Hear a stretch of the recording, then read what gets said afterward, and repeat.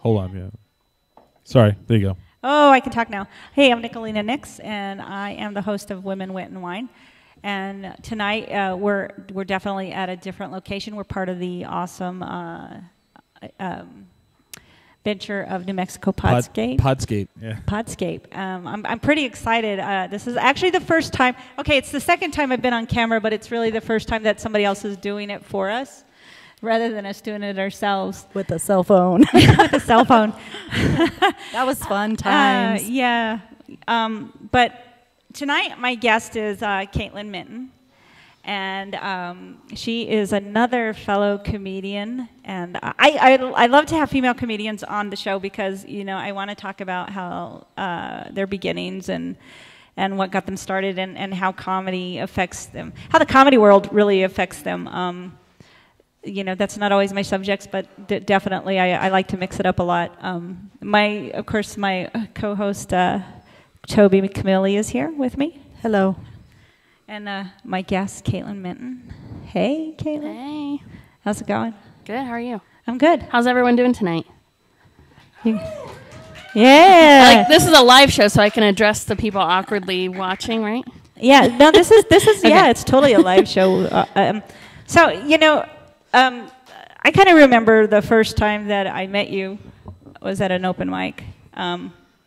Because I had to like get myself out there to open mics, and your comment to me is, "Oh, great, another female comedian," and I'm like, "Oh, now I'm intimidated." So, but you know, and listening to your comedy, I mean, you're definitely, I think it's hilarious and great. Thank you. I one of my memorable jokes is about your box. So tell me about your box. Tell me about your box. Hey, how's it going, everybody? I'm going to do some sit-down comedy. All right, so the other day, this guy took me on a date, and I haven't done this joke in a while. Excuse me. This joke's like 5 years old. Okay. And he ordered fish tacos at a steakhouse. Yeah. A couple of hours later, he was eating my box in the parking lot of leftovers because I got the fish tacos too. Yeah, and I killer. I remember the joke. I mean, here's my question: how did you get started in comedy? Well, I always wanted to be a comic, but I was married to a comic, and then so that got me to like do it. And then after we got a divorce, I got more into it. Yeah. Yeah. And was it because you got a divorce, or was it because, you know, you just weren't married anymore? I guess, well, I just needed something to fill my time mostly. And I moved into Comedy Mansion at the time. Mm-hmm. And a lot of my friends were doing comedy that I lived with, so I started going again. Because before 2015, my stand-up career was like very on and off again. Because I would bomb, and then I would be like weird about it for like 2 months, and then I would do it again. But the last 2.5 years, I've been doing it consistently. So do you tour a lot? I did last year, but this year I started my own business that's unrelated, so I've just been super busy with that. What business is that? Well, let me tell you. I'm a massage therapist, so that's awesome. I opened my own studio. Yeah. Congratulations. Are you Yeah. are you doing an actual office, or are you doing it out of your house? It's inside an acupuncture studio. It's called Bloom Massage Studio. It's on Silver and Amherst. Do you offer a happy ending? I'm just kidding. Oh my God. It'll be happy when it's over. That's what I say. I don't know. When I don't have to massage creepy people that ask shit like that. No one has, though. Yeah. No one asks that. Well, you know, there's one right around the corner from my house. It's not like I've ever gone and asked them, can you give me a happy ending? But, you know. Is it like a sketchy-looking place by your house? They're always sketchy looking. Wait, I mean, the ones, they just pop up now. Right. So, those ones. But I'm professional. Yeah, I bet you are. No, I'm just kidding. Well, if people are paying me, I'm professional. Like, if it's like my boyfriend or something, it's something else, I guess. Okay, so here's the thing. I own a massage table. Okay. I do. I own a massage table, and I know how to do a massage. I'm not licensed, you know, Yeah. so I didn't go to school for it. But I didn't know how to give a massage.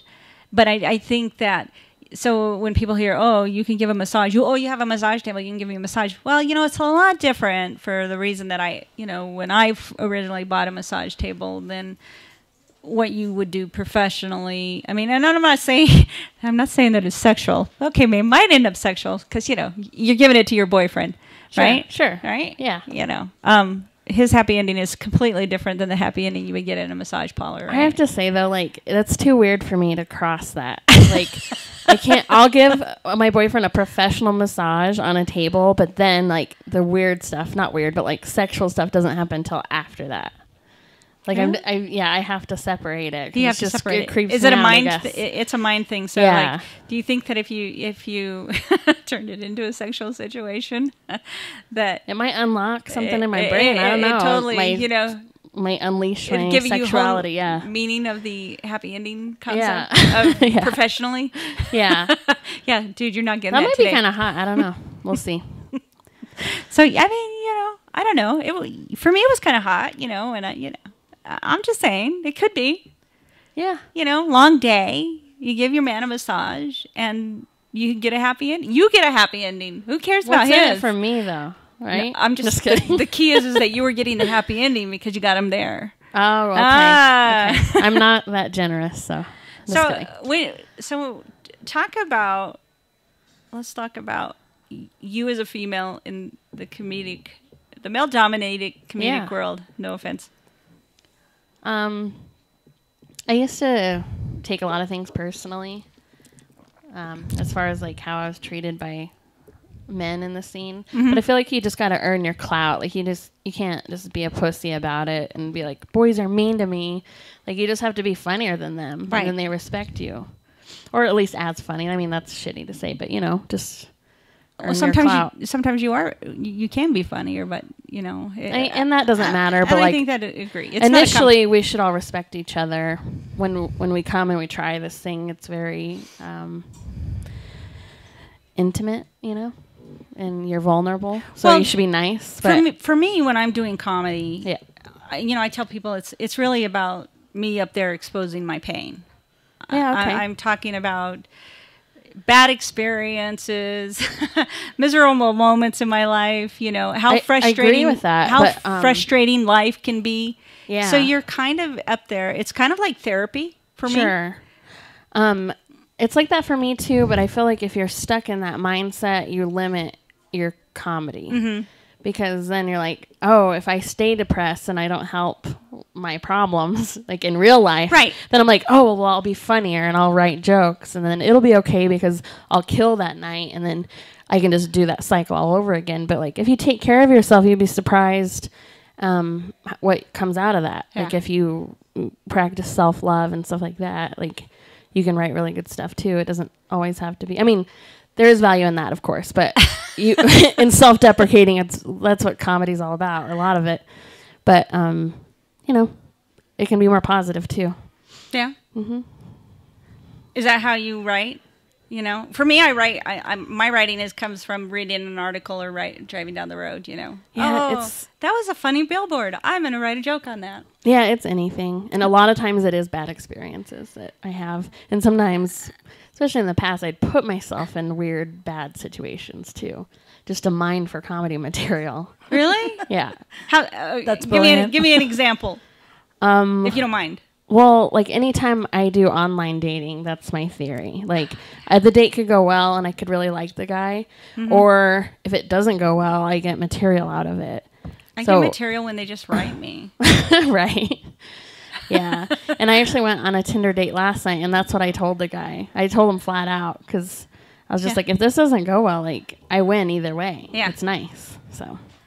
You know, I mean, you know, for me, I think the last that I did one a joke about, you know, I keep telling people I'm single because somebody eventually is going to take me up on that offer.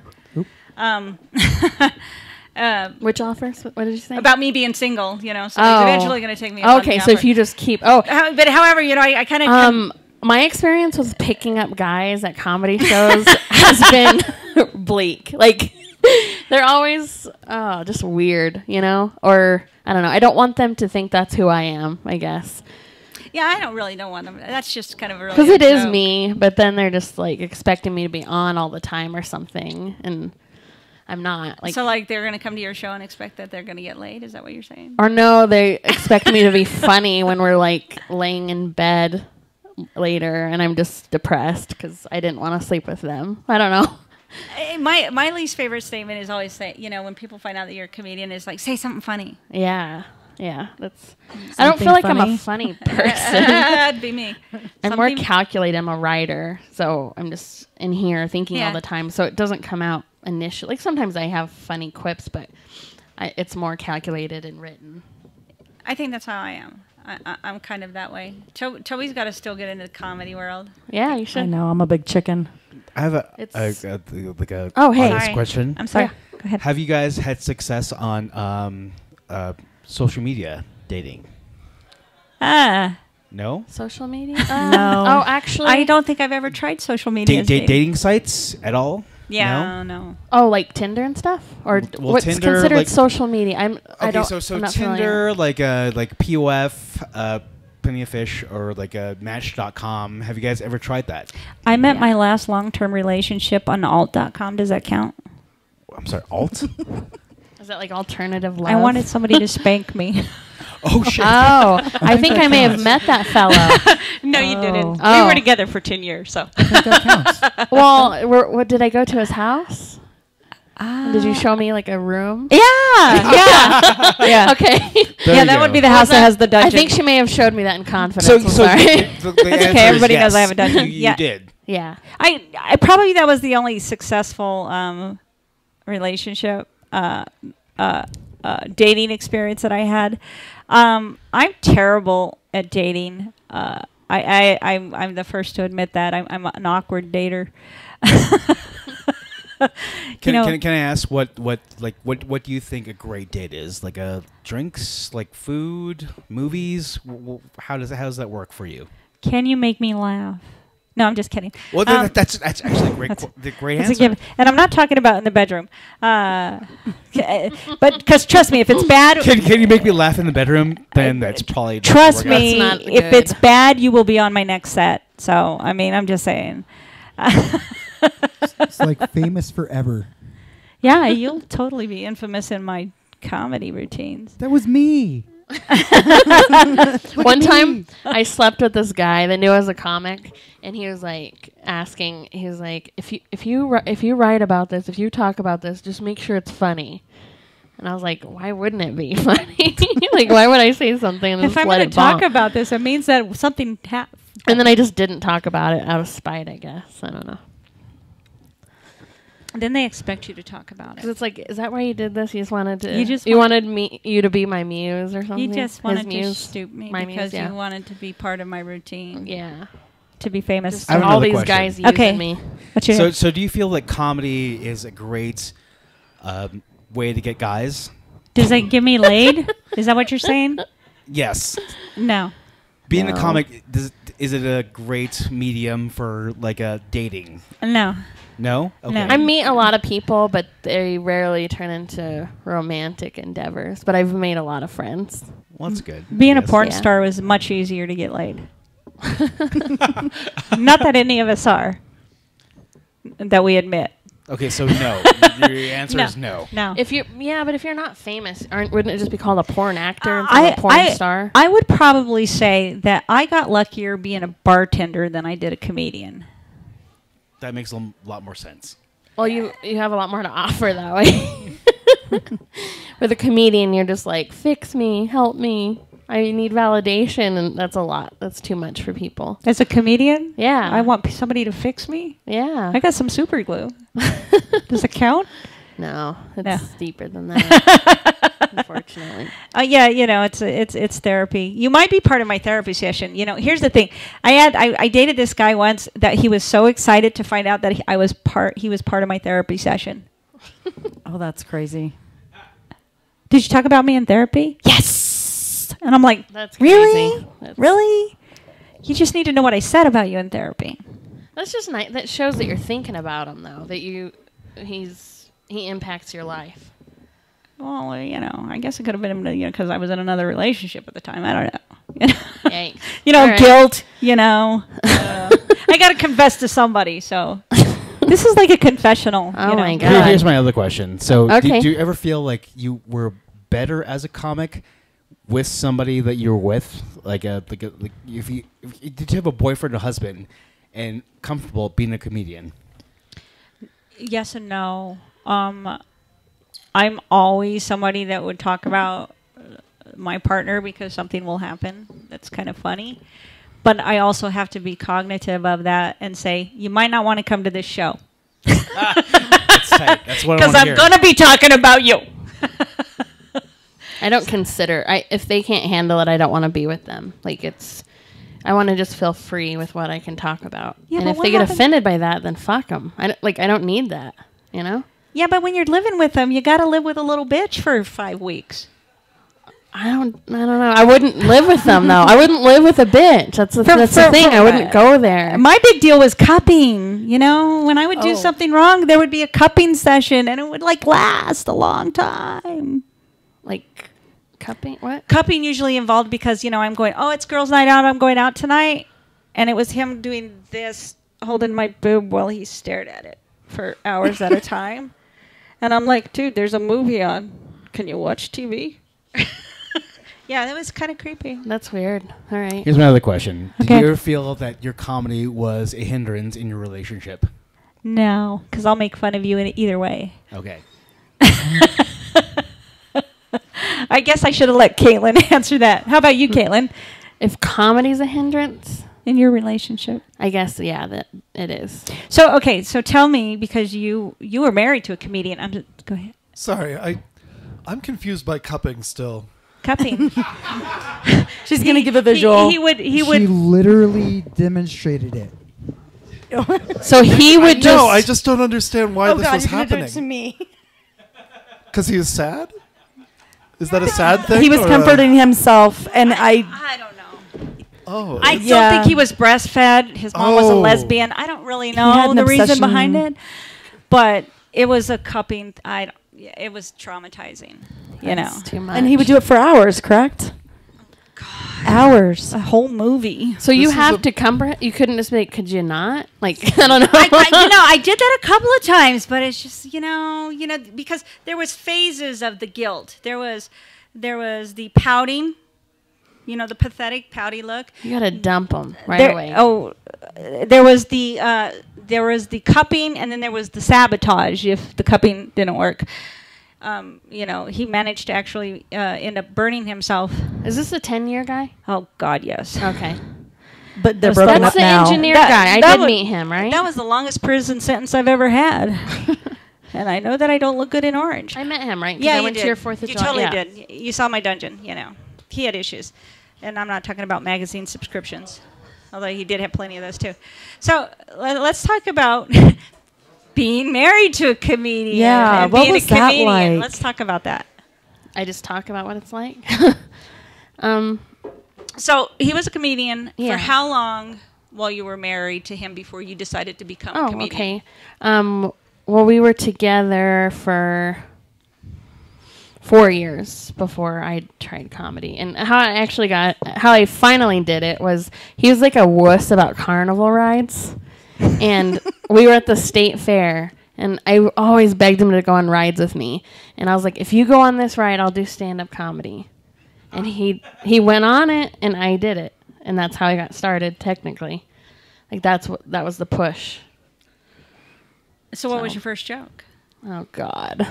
I don't remember. I'm putting you on the spot. It was in Denver, though. It was at a place called Lion's Lair. And they still have the open mic on Mondays there. And I had the paper up there, and it was shaking. I don't remember any of my jokes. But it was a lot of fun. Yeah. Mine Yeah. was about being a crazy cat lady. Nice. So it's kind of a story because I broke up from a relationship. I was by myself, and I went to adopt a cat, and it was a 2-for-1 special. Trust me, there's a whole 'Cause that's story. how you get cats. Yeah, it's totally how you get cats.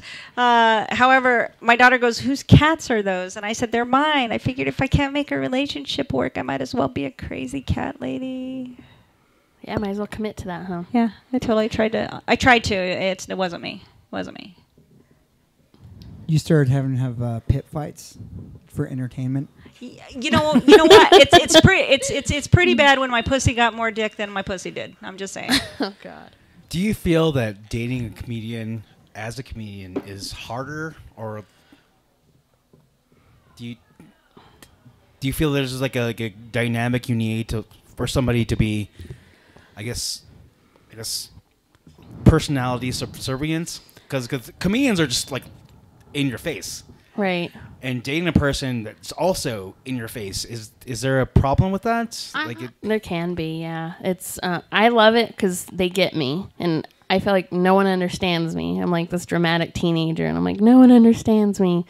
But they're also, very selfish because they're thinking about their act and their needs all the time. I mean, What I don't know. What man is it? No, I'm just kidding. I'm just kidding. I've I'm dated a not few man comics, hater. and that's been the experience. But I like it. I like it.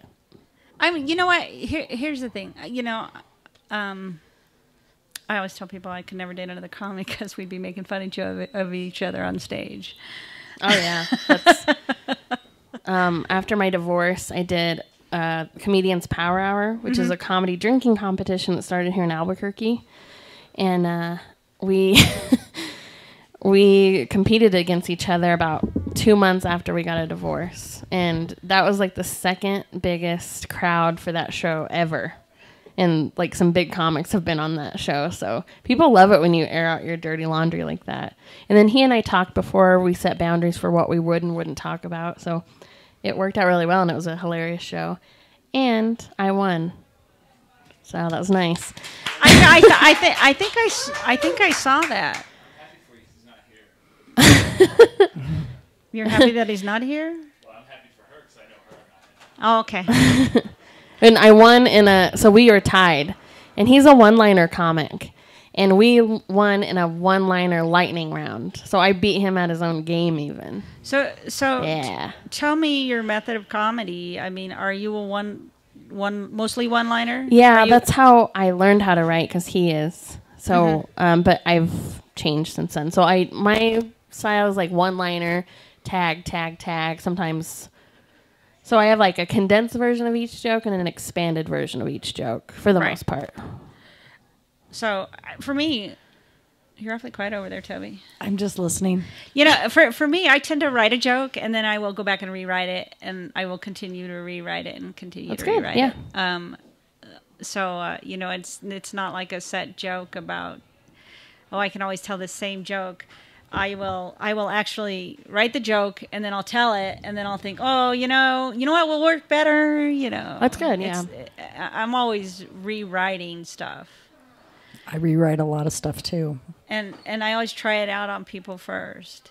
But So what like, do you think of this joke? in this context, you do like with friends? Like this? Absolutely. Okay, cool. I totally don't do that. I'll go, hey, I read this article. What do you think about this article? Blah, blah, blah. And then I'll tell them the punchline. And they'll go, oh, that's kind of funny. So, okay, here's one of my jokes that I kind of wanted to tell. It's been a while. But do you remember the accident where the woman passed away and there was a baby in a car seat that was turned upside down? Well, my morbid thinking thinks, what crosses through a baby's mind? Your life flashes before your eyes. Like I should have chose the left boob instead of the right boob. Maybe the milk boobs was are the really first thing that sweeter came on the to my other mind, side. yeah. I don't know. So I'll try those out, and then people go, "That's really not that funny," and I'm like, "What the hell?" But it was funny to me. It was funny in my head. That's why you have to try it on strangers, because your friends, I mean, I don't know how your friends are, but they're going to be like, yeah, that's funny. But like, No, is my anyone friends gonna are be? my, okay. my friends are assholes, and they'll go, that's not funny. Don't tell that joke. That's good. But also, like, Not fuck all what the they time. think, too. Like, why do you care what they think? Like, I mean, I'm just asking for the sake of asking. There's just some things. Okay, so for me, it's like there's videos out there that if you have somebody, I'm going to show you this video, and if you can't laugh at it, you can't be my friend. You know, it's kind of like restaurants. If you don't like this restaurant that I'm taking you to, you cannot be my friend after that. Wow. The Star Trek question. If only you were that selective with your boyfriends, huh? I know. That's probably why I've been single for so long. Yeah. You just gotta cut them. You know, I do. I totally do. I mean, I've been, you know, I've been single for 6 years. 6 years. How long have you been divorced? 3 years. 3 years. So you still have a good relationship. Do you still have a good relationship? No, we don't talk anymore at all. At all? Just I mean, if we happen to see each other. I know temporarily you were kind of doing a podcast together. Yeah, and then, you know, we weren't friends anymore because we just had some issues. And it's better to have no contact. That's for anyone in a relationship. No contact, that's the best. Thank you. Yeah, that's my policy. What if you end on good terms? You have another question. Yes. Like, okay, so Please ask your question. so was stand-up comedy like an aspiration in your earlier life, or it just come about kind of a willy-nilly? For me, I wanted to be an oceanographer because I saw Jaws. It scared the hell out of me. However, there's not a big ocean in New Mexico, so no, I didn't become a comedian until I've been doing it 6 years now. So, First show? I do remember my first show. I was pretty darn nervous. I felt like I could see the hook coming for me to get me off the stage because I didn't know when my time was up. So, but yeah, I do remember my first show. I think it was great. I was really blessed to be a part of it. So, how about you? Do you remember your first show? Like my first showcase or Your just first that show, open yeah. mic I talked No, about your earlier. first show. No, First show. even like an open mic. Do you remember like, oh, shit, I gotta do this? I'm like trembling. It's like, okay, so I'm gonna Yeah, it was the one say in some Denver. words in front of people, Yeah. and hopefully they smile or at least laugh. Do you remember that first show? Yeah, it was the one in Denver I was telling you about earlier. Oh, tight. Yeah. I was mostly just trying to make my husband at the time laugh because he was in the audience. I wanted to impress him. I always loved making him laugh. That's even still, if I run into him, I try to make him laugh. So. And you're successful at that? Yeah. Yeah. Yep. So now I know he's coming off touring, right? I don't know anything about him. I don't. Can I ask one more question? There's like no contact. Sure, so. ask as many as you want. This lady in the middle, like, she has not said a word this entire time. She's she's here for looks. She's like the trophy. I'm just kidding. No. Go ahead. I'm not really- She's a trophy wife of some. No, she's the trophy producer. I'm actually the producer, so I don't usually. Oh, I'm God. not usually So you on you air. do what Smiley's doing, and you're. Yes, I'm usually there. That's Oh. usually my You job. should be where Smiley is. Yeah. Oh, I'm Jeez. sorry. And I do. I mean, I do talk. I can talk. I am capable of it. I'm not really a comedian, so You should have let us know. We actually have a little side table over here where you're off camera, but still on mic. I can be on camera though. Hi, camera. I'm I okay with hate that. being on camera. I hate it too, but you know what? Sometimes you gotta just bite the bullet and do it. We recently with her podcast, the thing with the cell phone actually did happen, and it worked. Did you see? We had a lot of views on it. I did not Yeah. see. Anyway, I off never, topic. I'll I get be excited honest for with you, I views. never really listen to my shows after. 'Cause You never do? I hate do. Here's the thing. I hate the way I sound in a recording. I used to do my Yeah. I do my voicemails and the answering machine Yeah. thing because I'm from the answering machine ages. And so Yeah. I hear how I sound and I don't think I sound that great. I don't think I'm worth $3.99 a minute. But you so are. So much more. So much.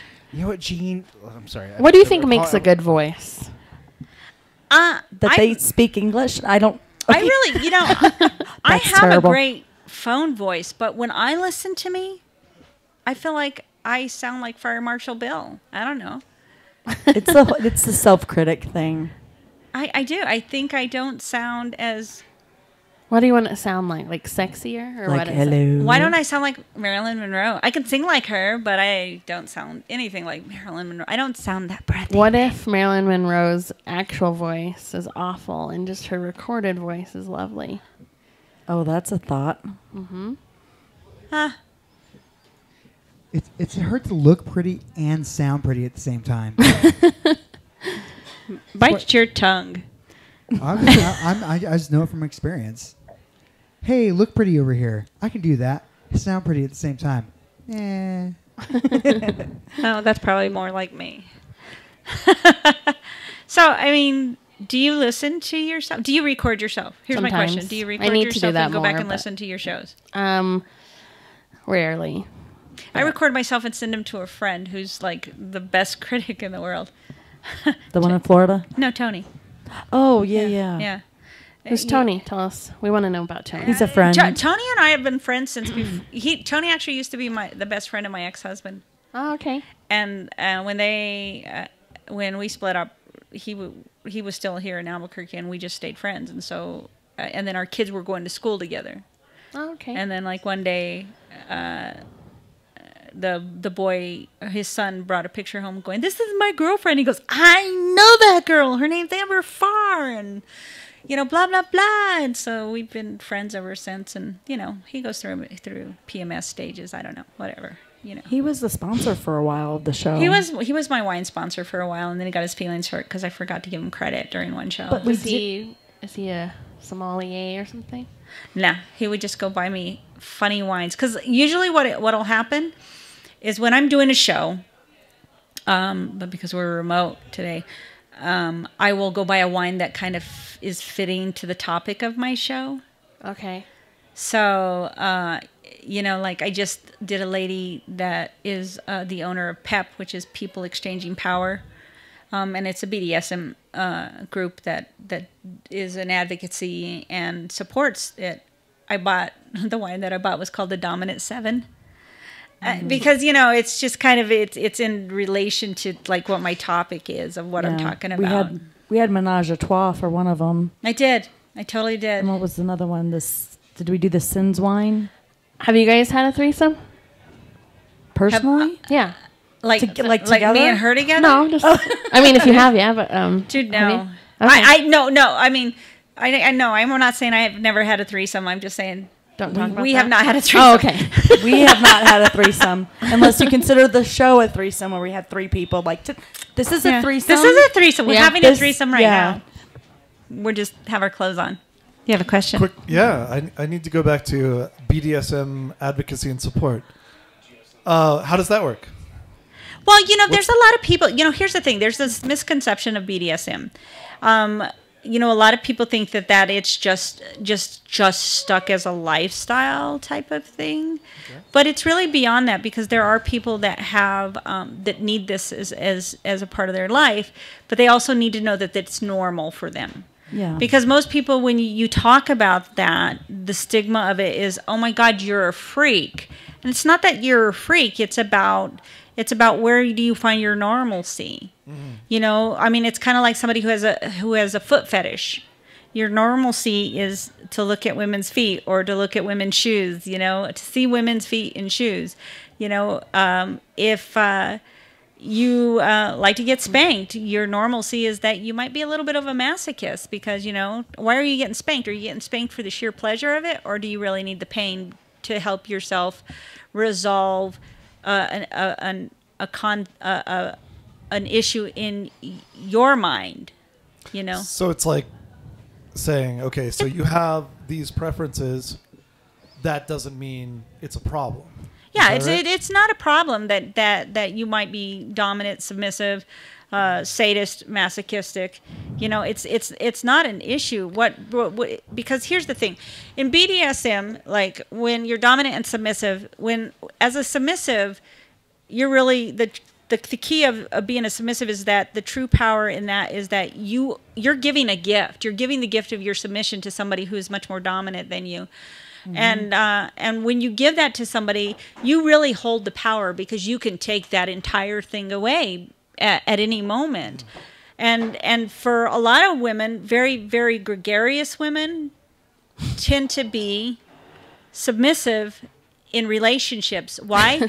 Because here's the thing. When you walk through that door, you know that everything that you deal with on that day that's a crap kind of day is now gone, because you now have come home and you're in this type of sanctuary where you know you can just be this vulnerable person, and you don't have to be in control and in charge and taking care of everything. You can come home and know that your partner, who is the dominant, is going to take that over for you. Okay. Thank you. Sure. So I can agree with that. I would consider myself more submissive. It's very interesting because in my show, because for a long time I identified myself as submissive. I'm much more of a switch. I'm submissive with the right male, but I'm always dominant with female. Okay. However, it was interesting because, the lady that I talked to, because this is like it's a business. It's been in a business since 1985. She said, so you're not really submissive. You're much more of an S type, which means that you're capable of being submissive, but you're not always submissive. Okay. So, and I kind of like that. And that goes back to like in your regular life, right, where you're more dominant, right, and alpha, but just sexually or emotionally you're submissive. Emotionally, I mean, with the right partner, I would be more than capable of saying, "I trust you. I'm giving my day over to you to know that when I come home and I'm here in the comfort of your presence, that you'll take care of things for me. I'm not giving up my life. I'm just giving up the moment." Okay. So, cool. But I mean, so you say you identify with being submissive. Yeah. Do you think, are you submissive all the time? No. That's like me with being dominant. Just in relationships, I guess. Submissive. Are you submissive or are you passive? There's a difference. Okay. How would you consider passive? Submissive means that you're still in control. Passive means that you would rather just give in than risk the argument. No, I would say submissive. Yeah. Yeah. Because a lot of people tend to be passive. I'm sorry, am I too close? What? Better. What, do you want to see my talent or something? I don't know. That's kind of creepy. Just sharing. So that's kind of where that, to ask yourself, what personality type are you? Because so for that long-term relationship, I was looking for a dominant male, but he was much more of a sadistic male than he was dominant. Oh, okay. And there is a difference. And there's a huge difference. There's a huge difference because difference. you can be sadistic and not be dominant. Yeah. And so what I was looking for at the time when I met him, I was looking for a dominant male, and that's just not what he was to me. Okay. But he was for me. sadistic. No, I mean, and not in a hateful way. It was just kind of his experience of that lifestyle. Okay. So, cool. so This sure took a turn, huh? totally took a It turn. always does. It always This is does. fun. This is great. We never end up on this. I like this with the questions. I love this with the questions. So Anybody have questions? I have There's a a lot microphone. I have a lot of questions. Why do you think it is that the women that are like dominant in their day to day are, why do you find, why is it common that they're submissive in their personal life or their emotional life? Because here's the thing, as a female, if I come home and I'm that same personality, I might be a bitch.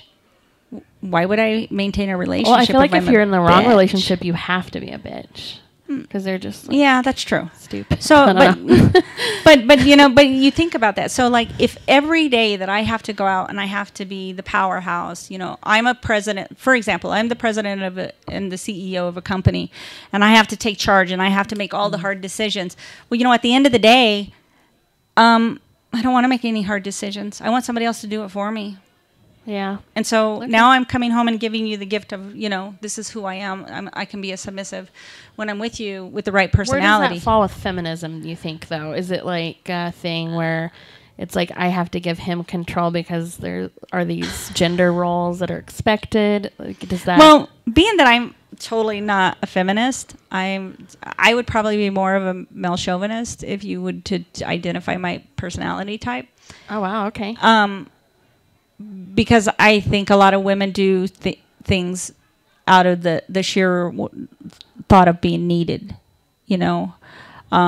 So we're stupid in a way. Okay. You know, we are. You know, and that's how I kind of think about a lot of women. You know, we get into a relationship and we get stupid.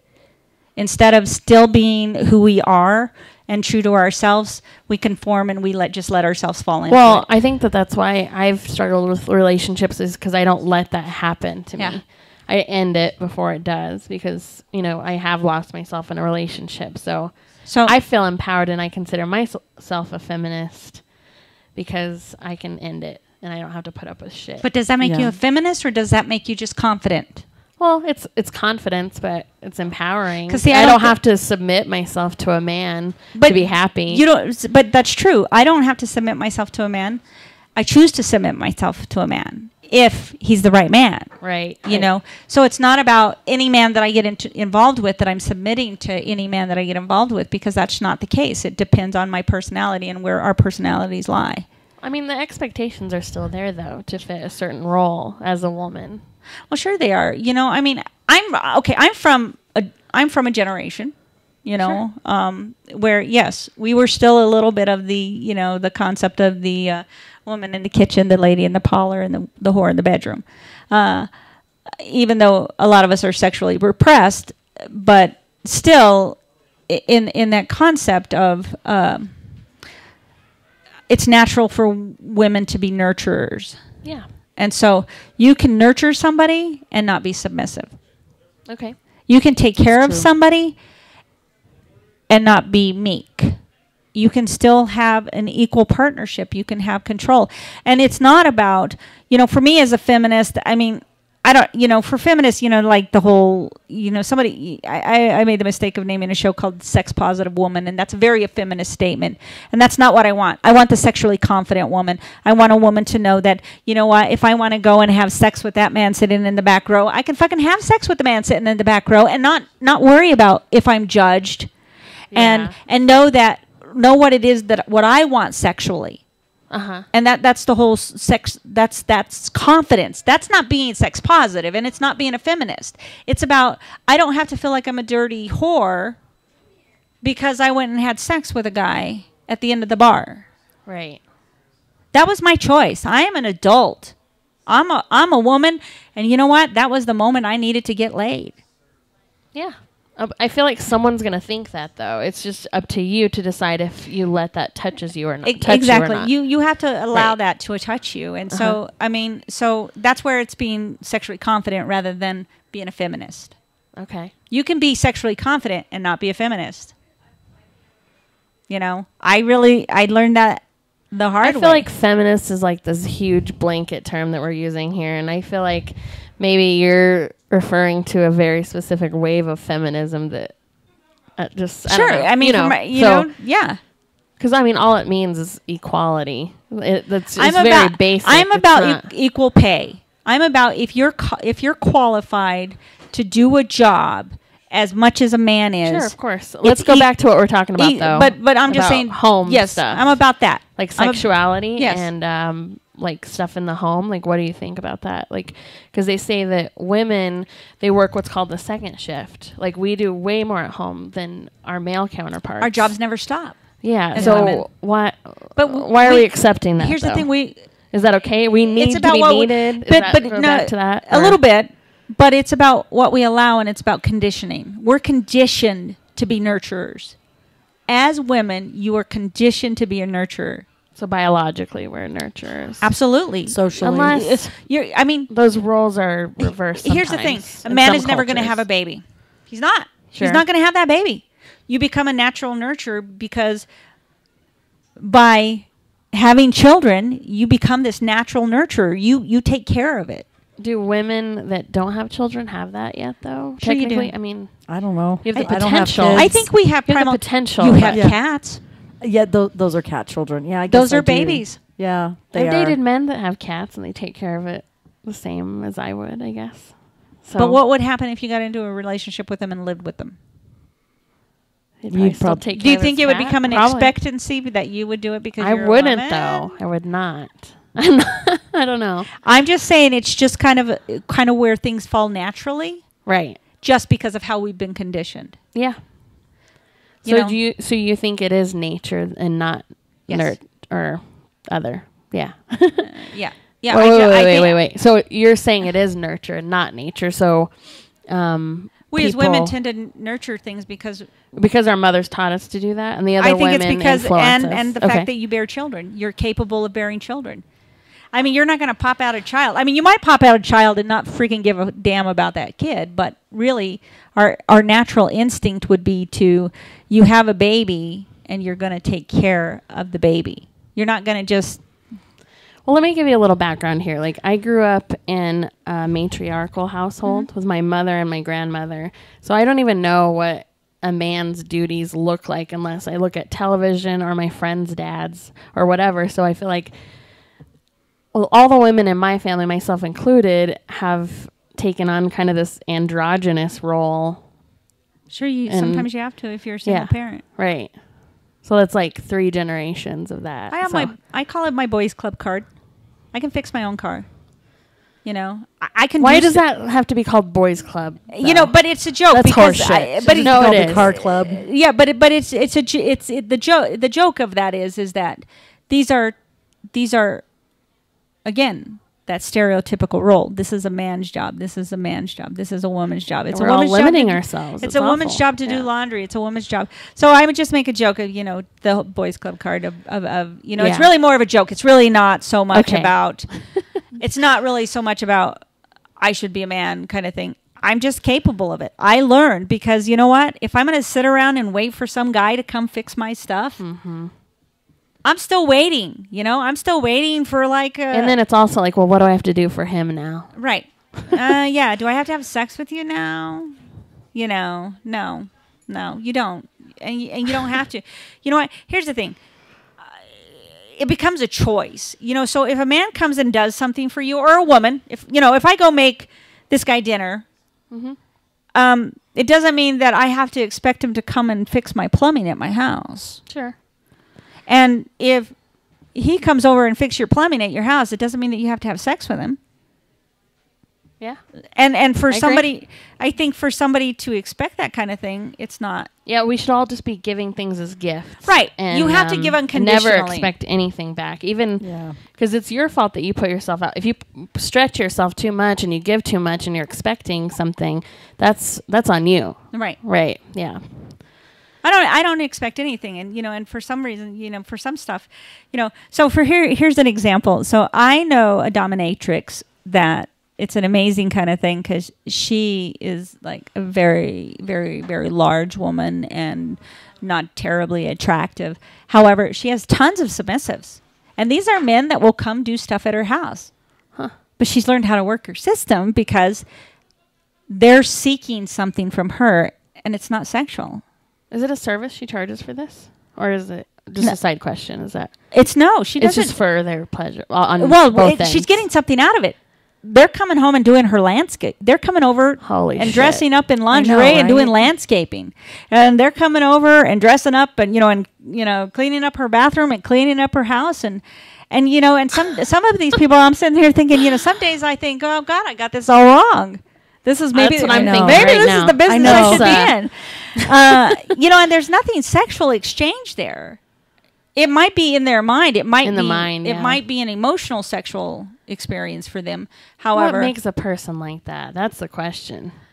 a lot of What makes you want to go clean a woman's bathroom and have her humiliate you? Like, I'm Yeah. not judging anyone. Okay, so- but it's like, what the fuck happened there? for some people that's just again it's that we have an audience mic. You guys have a question? yeah. You guys have a Come on question? up. What would make you do that? What would make you do that? You have an answer What to would that? make you do that? Okay, Hey, for some people, I will say for some people, that kind of thing is because, a lot of people have this misconception that it's about abuse. You were It's abused not. as a child, so all of a sudden this is what you want. For some people, they have low self-esteem, and so they think that that's all they're worthy of. Well, where did they get the low self-esteem though? Like that's You know, it was some kind of abuse, whether it's bullying or it from might the home. it might or- have been emotional abuse, or Yeah. it just might have been, you might have been abandoned by your father. You might have daddy That's issues. pretty you might have abusive. mommy issues. Yeah. Your mom was an abusive to your parent, and so you witnessed this, but it doesn't mean that it was inflicted on you directly. Right. But you witnessed it. My mom was an abusive person to my father. I remember that vividly. Okay. So, but is that what makes me a submissive personality or an S type? No, that's not what makes me an S type. I do think that some of my relationships were attractive based on what I was, What you saw. What I and saw. What was normal. that this became the Yeah. norm. However, it doesn't mean that I had to carry that with me. It's that same. You just have to work what I through was- it. what you Just saw. because What I you saw it doesn't mean it's what- right. Yeah, what was normal. That this Sorry. That was me. My bad. Were you asking a question? Yeah. Became the norm. No. However, it doesn't mean that I had to carry that with me. It's that same. You just have to work what I through was- it. What you saw. Just what because I you saw saw. it. Was that a? That's me again. I'm trying to clean it up. There was the video stopped. Oh, So I was okay. trying to fix it, but So, exactly, you don't have to carry it with you. There's a saying, you are what your parents made you, and it's your fault if you stay that way. Once you become a free-thinking, free-will person, it is now your fault if you choose to carry that as a crutch as to why your behavior is acceptable or why you are in the life Yeah. or the condition that you're in. We have a choice, and we can grow past that. What's your question? My question is, like, you have this ideal, but do you have kids that you want to pass it on to? Absolutely. I have two beautiful daughters. Tight. That's tight. I do, I absolutely, and I do pass that on to my daughter. I think my daughter is a free-thinking individual, and she needs to be responsible for herself and her actions. And in some instances, am I a perfect parent? No. Am I a parent that always wants to provide for my daughter? Absolutely. However, the best response that I've ever heard was, "This is the end result of something that you started." So there is always a consequence to our action. That's a great fucking answer to my So no matter what we do, we will always have a consequence, whether it's positive or it's negative. We will always have a consequence. And if you know that what action you're doing is going to end up being negative, then no. Probably rethink it. Let's not do it. Yeah. Let's do something different. Cool. So It's fun. my shows are like this. They gave Yeah. us a 6-minute Okay, warning we're a on the while 6-minute ago. warning? Well, it was a while ago. Oh, I'm not sorry, sure. guys. Really close. Are we Okay. still good? Sorry. So, but anyway, so what's your next project? Where are you going from here? Let's close it off with that. I've been working a lot on crowd work and just getting comfortable with my audiences lately. And I've been writing a lot and trying out new stuff. Hoping to get more gigs. So if you How want to oft- book me, that's cool. How often do you do an open mic? Oh, 2-3 nights a week. Yeah. Depends on the week. I'd say 3 average. You're kind of in the area. For me, I'm in the Heights, and I'm like, Yeah. it's a drive issue for me.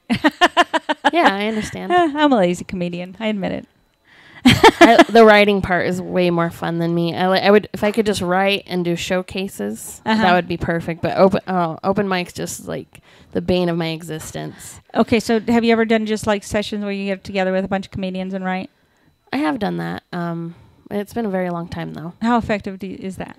It depends on the people. Like I vibe with certain people more than others. So, I have a couple of comic friends that I would consider my confidants, and that's who we run. We run material by each other, but I think we're just on the same level, like with our vision. So, Oh, I understand that. yeah. Your question? we have a friend that has wandered on the set. Yes. I have a It's question. okay. I like I that. have a question. So, how do you deal with hecklers? Yeah. Me? What's your go-to? Duct tape. Duct tape. Nice. Just kidding. I punch down way too hard, and then I feel guilty afterwards. I feel like a piece of shit because I end up telling them like they need to kill themselves, or I just go way too far. So I need to practice being nicer, That's or tight. you know, owning the I do room. love that strategy. I don't know that I've had that. I've been fortunate enough enough not to have that many hecklers. So I guess I don't really know how I deal. Good to I mean, know. I would probably just make a joke about, you know. Good to know. When's the next show? You know. All I'm I saying, will destroy you, Chris. in the flow of your jokes, in the flow of your your comedy set, when somebody just kind of talks into your medium, like how do you respond?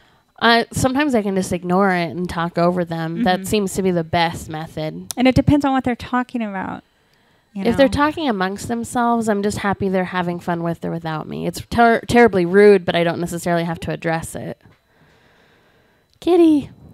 I know. Cat here, I love him. It's awesome. So, what do you think? You got About what? Hecklers? hecklers? I've not really ever had hecklers, so I wouldn't. I'm a heckler. Yeah, but when have I been on the stage and you've heckled me? I don't Never? heckle. Wait a- I don't oh. heckle people on stage. I heckle people in life. I'll Yeah, go to a you must restaurant. do, I will go to yeah. a restaurant and I will sit there and I will heckle people. I'm a crowd so heckler. basically, like what I'm doing is heckling, like No. asking questions. Not really. You're asking It's me a a question. designated place. It's You a were- designated You have a spot. microphone. Yeah. It's actually to stop hecklers. Yeah, it's to stop hecklers. Yeah. Yes. It's are nice. hot. It's great. I like it. Thanks. It's You have no basically idea. the heckling kind of. It's a lie. dynamic. Yeah, I'm waiting to explode. Show your boobs. Who hasn't seen Okay. them? So anyway, but do you have any shows coming up? No. I'm doing something for television on Wednesday Mm-hmm. on the Laugh Track show. Is that with Keith? Yeah. Yeah, it's like an interview, I think. And just doing open mics. And then my next showcase isn't until the end of October. So Mama needs bookings. So we're If anybody wants what are you doing at the end of October? It's a Halloween themed show at this new brewery. I don't recall the name of it. Sorry. I just, I'm good at promoting myself, obviously. Yeah. I can give you the info and you can post it on your page, though. If, I will. as soon as I Absolutely. know, then I'll Yeah. Let me pass know. that along. Yeah. Yeah. Send me it to me. Yeah. I'm thinking about producing. I think that's the next step for me because It's hard. ultimately It's fun. that's what you have to do. I like producing. Yeah, If you want I stage agree. Love time. producing. I agree. It's fun. Produce a comedy show, girl. Produce a comedy We've show. been talking about it. I did my It's, first one, but Yeah, but that yeah, Let's- it'll move forward. We'll go forward with it. So we need to sit down and maybe write I'll the have plan. you come on my show. Okay. Probably won't be till the first of the year, but That I'm working sounds on great. it. I'm Yeah. working on it. So I think we're gonna wrap up here. Okay. All Thank you right. for having are me. we done? Thanks for coming out. Appreciate it. Caitlin. Yeah, women, wit, and wine. That's right. Thanks for Toby. Put it together. Come on. Thank Have a you. great Thanks, night. We'll be everyone. back. Thanks.